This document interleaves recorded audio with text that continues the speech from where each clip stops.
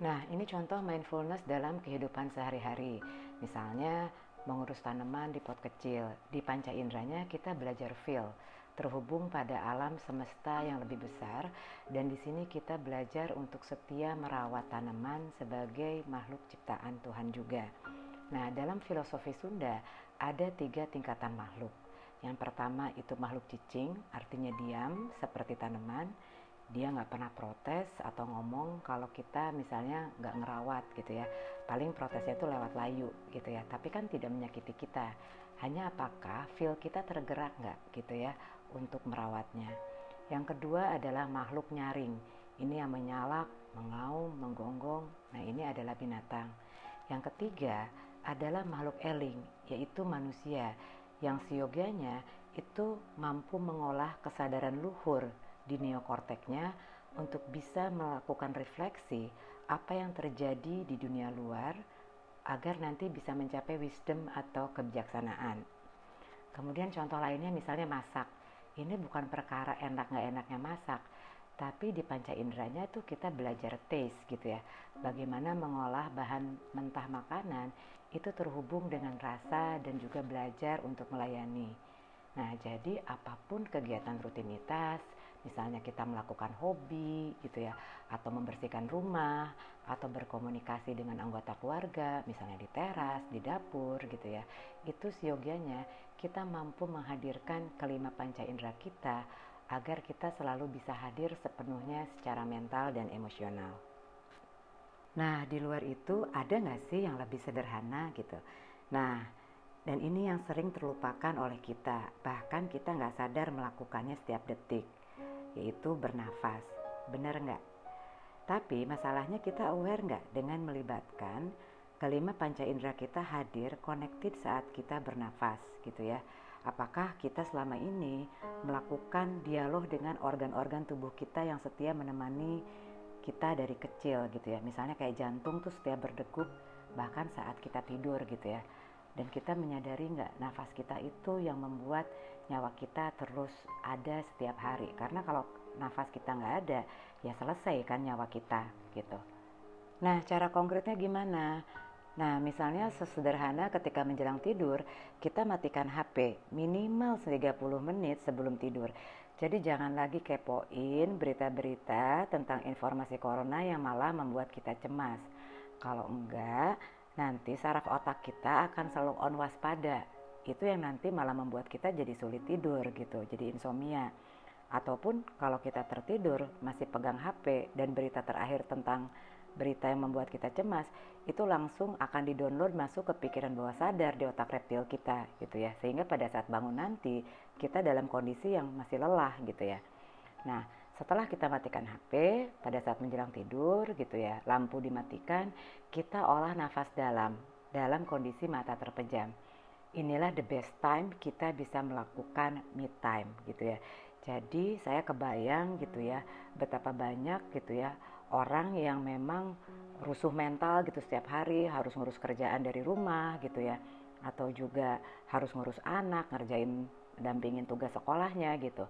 Nah, kita merasa kayak nggak punya cukup waktu untuk ngurus diri sendiri. Di waktu me time inilah dalam kondisi mata terpejam, kita bernafas tenang, paling sedikit 15 menit. Kalau buat orang yang gerasa gerusuh gitu ya, ini tuh biasanya 15 menit aja tuh udah lama gitu ya. Tapi it's okay, kita harus coba membuat tubuh kita dan saraf kita belajar ditenangkan gitu ya. Jadi misalnya tarik nafas dalam 5 hitungan, 1, 2, 3, 4, 5. Hembuskan lagi, 5, 4, 3, 2, 1. Kemudian terus berulang-ulang gitu. Nah, dalam kondisi yang bernafas tenang, nanti lama-lama kerasa nafas itu setenang angin. Kemudian kita tarik garis senyum di wajah gitu ya. Jadi mau kita dalam keadaan stres, tanpa sadar, tarikan garis senyum itu pelan-pelan akan memunculkan memori yang baik, yang akan menimbulkan hal-hal bahagia yang pernah kita alami sebelumnya. Jadi ibaratnya itu mereplacing memori buruk gitu ya. Kemudian kita bisa melakukan afirmasi kalimat maaf dan bersyukur. Misalnya Kita meminta maaf telah mengabaikan karunia diberi nafas gratis sejak kita lahir sampai dengan sekarang. Kebayang kalau kita itu harus bayar ventilator setiap hari, biayanya berapa gitu ya. Kita pernah say thank you nggak gitu ya sama nafas kita? Ya udah pasti sih kalau sama Tuhan gitu ya. Tapi ini waktunya kita ngobrol sama organ-organ tubuh kita dan sepenuh hati untuk mengucapkan terima kasih. Kemudian kita juga merasa bersyukur diberi nafas gitu ya. Itu yang menyambung nyawa kita setiap hari. Kemudian selanjutnya rasa syukurnya bisa diisi sendiri gitu ya.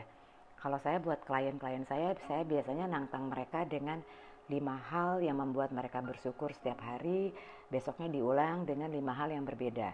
Nanti lihat di akhir bulan kita akan tercengang begitu banyaknya berkat dan karunia yang diberikan oleh Tuhan di dalam kehidupan kita.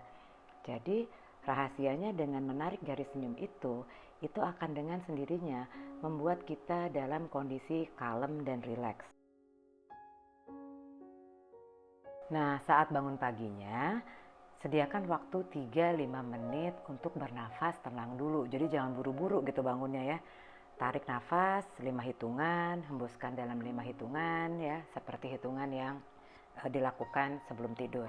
Kemudian tarik garis senyum di wajah. Nah, ini fungsinya untuk menjaga charging emosi untuk mengawali hari. Kemudian lakukan afirmasi kalimat bersyukur. Misalnya terima kasih masih diberi nafas hari ini sehingga nyawa kita masih tersambung di hari ini. Selanjutnya silahkan diisi sendiri. Kemudian selanjutnya adalah hal sederhana yang sebetulnya bisa membuat mood kita terjaga, yaitu melakukan peregangan sederhana. Misalnya menggeliat gaya kucing gitu ya, atau gaya meres cucian baju, dipelintir ke kiri, dipelintir ke kanan gitu ya, dari mulai ujung jempol kaki sampai kepala gitu. Nah, ini rahasia dari ilmu Tiongkok tua, bagaimana otot itu bisa kenyal itu dengan gerakan memelintir untuk meremajakan otot kita. Nah, tapi bagaimana kalau serangan cemas itu datang dalam keseharian kita? Saya namakannya beri ruang 30 detik. Sebetulnya kalau udah yang lancar sih bisa 15 detik ya. Jadi pada saat 30 detik itu kita lakukan nafas tenang gitu ya. Nafas dalam yang 5 hitungan tarik, 5 hitungan keluar berkali-kali. Itu fungsinya dalam bernafas tenang itu memberi jarak, ruang, dan waktu terhadap masalah. Kemudian kita tanyakan pada diri sendiri, apa yang saya rasakan? Apa yang saya pikirkan? Apa yang akan saya lakukan? Kemudian perhatikan reaksi tubuh, tandai di bagian spesifik tubuh mana dan sebutkan emosi yang kita rasakan. Nah, ini namanya teknik efek labeling dikombinasikan dengan iMessage. Misalnya, saya marah diperlakukan titik-titik, membuat dada meledak rasanya. Nah, ini kan masih metafora gitu, emang kompor gitu meledak gitu. Maksud konkretnya adalah dada terasa panas gitu ya. Kemudian misalnya, saya sedih mendengar kerabat saya kena virus corona gitu, padahal saya baru ketemu 3 hari ini, saya jadi takut juga gitu.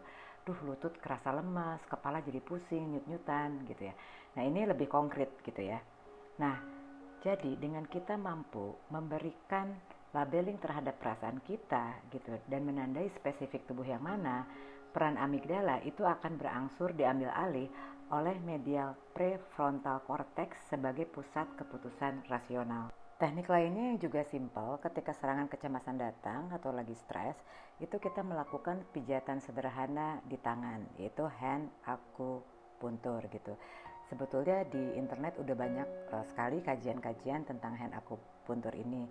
Misalnya pada saat kita merasa khawatir, takut, marah gitu ya, sedih, berduka, atau merasa kita nggak oke gitu ya, tapi memaksakan untuk oke gitu, kita nggak jelas moodnya gimana gitu ya. Nah, ini kita bisa lakukan bahwa dengan tangan kanan memijat seluruh jari-jari di tangan kiri dan nanti gantian tangan kiri memijat seluruh jari-jari di tangan kanan gitu. Jadi intinya itu melancarkan peredaran darah agar tidak tersumbat. Nah, ini adalah contoh dari practice make perfect. Bagaimana orang mampu secara rutin puluhan tahun mengolah kehidupan, pikiran, emosi, dan fisiknya dengan melakukan rutin Qigong, yaitu kombinasi gerakan peregangan dan pijitan di seluruh titik-titik akupuntur. Ini namanya Mirxiang. Dia hidup sehat sampai usia 108 tahun. Kalau di foto ini, dia sedang melakukan perjalanan dari China ke LA untuk mengajar Qigong semasa hidupnya. Dan dia hidup sehat sampai usia 108 tahun. Nah, ini muridnya Mirs Liu. Ini pada usia 70 tahun. Kita bisa lihat kulitnya masih moisi seperti ini, sehat gitu ya. Nah, di gerakan Qigong ini juga kita bisa lihat bahwa nenek-nenek umur 70 tahun ini itu masih bisa lentur gitu ya, mampu mencium ujung kakinya dengan hidungnya gitu ya. Dan ini semuanya nggak bisa instan gitu ya.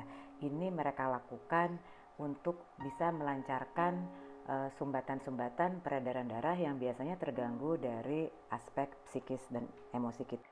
Nah, yang terakhir pesannya adalah ketika kehidupan itu begitu chaotic, begitu banyak informasi yang membuat kita cemas gitu ya. Kita dipaksa untuk tinggal di rumah oleh satu jenis virus yang bahkan kita nggak bisa lihat secara kasat mata gitu ya. Nah, Indonesia ini dan dunia pada umumnya itu membutuhkan banyak energi yang positif dan energi yang bahagia. Dan itu bisa terjadi kalau kita mampu menjaga emosi positif. Demi apa? Demi menjaga daya tahan imun tubuh kita itu nggak mudah lemah sehingga malah mengundang virus itu bisa masuk ke tubuh kita. Jadi kuncinya adalah kita bersyukur. Kita hanya bisa bersyukur dan bahagia dengan apa yang kita miliki. Gitu. Kita jangan membandingkan situasi dengan orang lain, bahwa barangkali ada hal-hal yang terlupakan yang sebelum masa pandemi corona ini tuh nggak kita respect gitu ya. Apa yang terjadi di rumah, mungkin kita kurang komunikasi sama keluarga, mungkin kita terlalu sibuk sama diri sendiri gitu ya. Bahkan kita lupa mensyukuri nafas yang sebetulnya itu luar biasa untuk menyambung nyawa kita tiap hari. Dengan kita bersyukur, narik garis senyum tiap malam dan pagi gitu ya, kita lebih banyak menghitung kebahagiaan senyum kita dibandingkan air mata. Dan yang terakhir, jangan lupa kita berpegang kepada zat yang maha menciptakan kita. Tidak mungkin bahwa Tuhan menciptakan virus ini tanpa satu reason ya.